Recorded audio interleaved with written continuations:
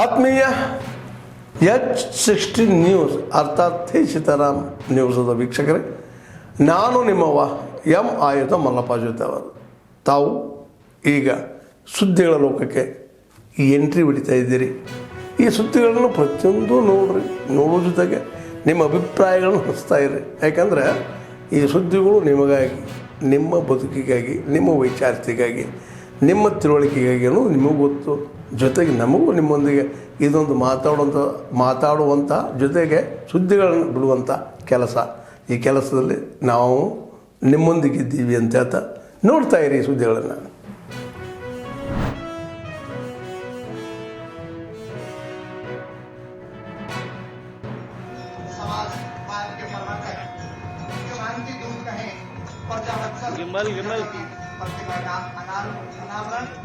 श्री अमित शाह जी माननीय गृह एवं सहकारिता मंत्री भारत सरकार शिलान्यास पीजी हॉस्टल का सेवाओं का विस्तार करने समस्त केंद्रीय गृह मंत्री अमित शाह हिसार में महाराजा अग्रसेन मेडिकल कॉलेज में कई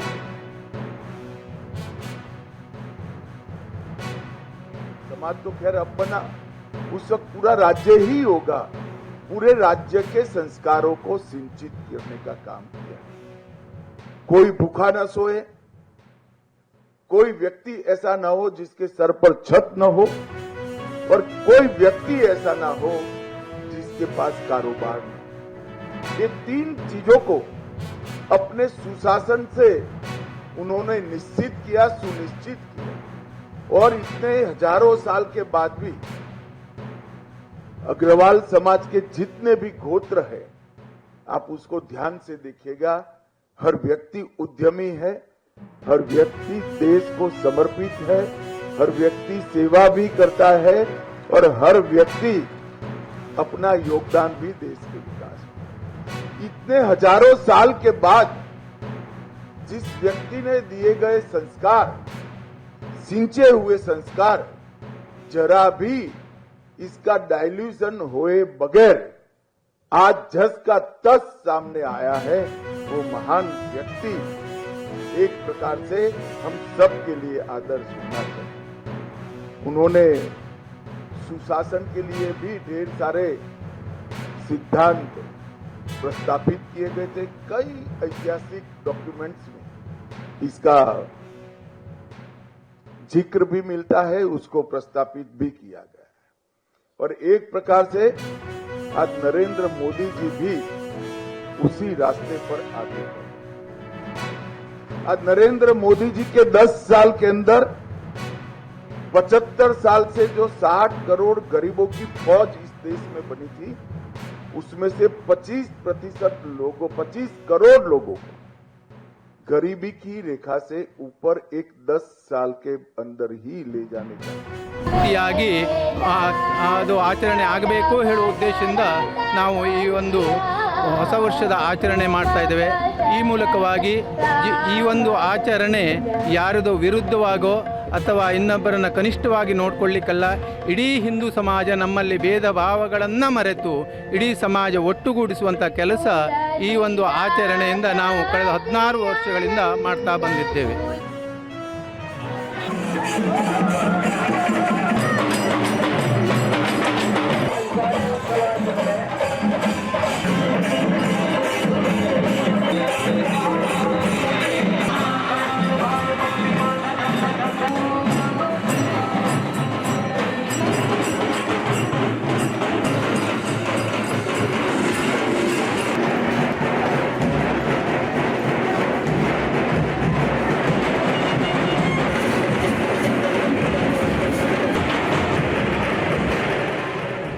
ಇರ್ತದೆ. ಇನ್ನೂ ಕನ್ನಡ ಇನ್ನೂ ಬೆಳೆಯುತ್ತೆ. ಕನ್ನಡಿಗರು ನಾವು ಪ್ರೋತ್ಸಾಹಿಸಿದ್ರಿಂದ ಕನ್ನಡಿಗರು ವಾಪಸ್ ಬಂದು ಇಲ್ಲಿ ಕನ್ನಡನ ಇನ್ನೂ ಹೆಚ್ಚಿಗೆ ಇಲ್ಲ ಆದೇಶಗಳಲ್ಲಿ ಎಷ್ಟು ಈ ಕನ್ನಡನ ಎಷ್ಟು ಬೆಳೆಸ್ತಾ ಇದ್ದಾರೆ, ನಾವು ಏನು ಮಾಡ್ತಾ ಇದ್ದೀವಿ ಅನ್ನೋ ಒಂದು ಆಸೆ ಇವರಲ್ಲೂ ಮೂಡುತ್ತೆ. ಬಹುಶಃ ಚೇಂಜ್ ಆಗುತ್ತೆ, ನಮ್ಮ ಕನ್ನಡಕ್ಕೆ ಒಳ್ಳೆಯದಾಗುತ್ತೆ ಅನ್ನೋ ಒಂದು ಕಾರಣ. ಶಾಲೆಯಲ್ಲಿ ಕೆಲಸ ಮಾಡಿದಂಥ ಎಲ್ಲ ಟೀಚರ್ಸ್ಗಳಿಗೆ ಸ್ಮರಣ ಫಲಕ ಕೊಡೋದು ಮತ್ತು ಸ್ಮರಣ ಸಂಚಿಕೆ ಬಿಡುಗಡೆ ಈ ಕಾರ್ಯಕ್ರಮ ಎಲ್ಲ ಇದೆ. ಈ ಒಂದು ವಾರದ ಉಪಯುಕ್ತವಾದಂಥ ಕಾರ್ಯಕ್ರಮಗಳನ್ನು ಮುಗಿಸಿ ಯುಗಾದಿ ಹೊಸ ವರ್ಷಕ್ಕೆ ನಾವು ಪದಾರ್ಪಣೆ ಮಾಡ್ತಾಯಿದ್ದೀವಿ. ಇದಕ್ಕೆ ನನ್ನ ಜೊತೆಗೆ ನಮ್ಮ ಅನೇಕ ಸೋದರ ಸೋದರಿಯರು, ಶಾಲೆಯ ಶಿಕ್ಷಕರು, ಗ್ರಾಮಸ್ಥರು ಕಾರಣವಾಗಿದ್ದಾರೆ. ಹಾಗಾಗಿ ಯುಗಾದಿಯ ಶುಭಾಶಯಗಳನ್ನು ಹೇಳ್ತಾ ಎಲ್ಲರಿಗೂ ಈ ನಮ್ಮ ಕೆಂಗಲ್ ಹನುಮಂತಯ್ಯ ಪ್ರತಿಮೆ ಮುಂದೆ ನಾವು ಇದ್ರ ಬಗ್ಗೆನೂ ಕೂಡ ಹೋರಾಟ ಮಾಡ್ತಾ ಇದ್ದೇವೆ, ಪ್ರತಿಭಟನೆ ಮಾಡ್ತಾ ಇದ್ದೇವೆ. ನಮ್ಮೆಲ್ಲ ಶಾಸಕರು, ವಿಧಾನ ಪರಿಷತ್ ಸದಸ್ಯರು 2ನೇ ತಾರೀಕು ಬೆಳಗ್ಗೆ 10 ಗಂಟೆಗೆ ವಿಧಾನಸೌಧ ಮುಂದೆ ಇರ್ತಕ್ಕಂಥ ಕೆಂಗಲ್ ಹನುಮಂತಯ್ಯ ಪ್ರತಿಮೆ ಮುಂದೆ ಪ್ರತಿಭಟನೆ ಮಾಡಿ, ಏನು ಮಾನ್ಯ ಸ್ಪೀಕರ್ ಅವರು ಕಾನೂನು ಬಾಹಿರವಾಗಿ ಅಸಂವಿಧಾನಾತ್ಮಕವಾಗಿ ಏನು ನಿರ್ಧಾರವನ್ನು ಕೈಗೊಂಡಿದ್ದಾರೆ, ನಮ್ಮ 18 ಶಾಸಕರನ್ನ ಅಮಾನತು ಮಾಡೋದ್ರ ಮುಖೇನ, ಅದು 6 ತಿಂಗಳ ಕಾಲ, ಇದ್ರ ವಿರುದ್ಧನೂ ಕೂಡ ನಾವು ಬೆಳಗ್ಗೆ 10 ಗಂಟೆಗೆ ಪ್ರತಿಭಟನೆ ಮಾಡ್ತಾ ಇದ್ದೇವೆ. ರಾಜ್ಯದ ಅಧ್ಯಕ್ಷರು, ವಿರೋಧ ಪಕ್ಷದ ನಾಯಕರುಗಳು ಅದೇ ವಿಜೇಂದ್ರ ಅವರು, ಅಶೋಕ್ ಅವರು, ಚಲವಾದಿ ನಾರಾಯಣ ಸ್ವಾಮಿ ಅವರು ಎಲ್ಲರ ನೇತೃತ್ವದಲ್ಲಿ ಆಗ್ತದೆ.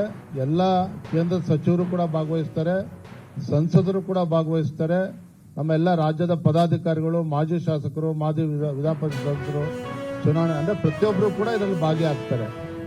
ಇದು ಭಾರತೀಯ ಜನತಾ ಪಾರ್ಟಿಯ ಹೋರಾಟ, ಎಲ್ಲರ ನೇತೃತ್ವದಲ್ಲಿ ಹೋರಾಟ ನಡೀತದೆ.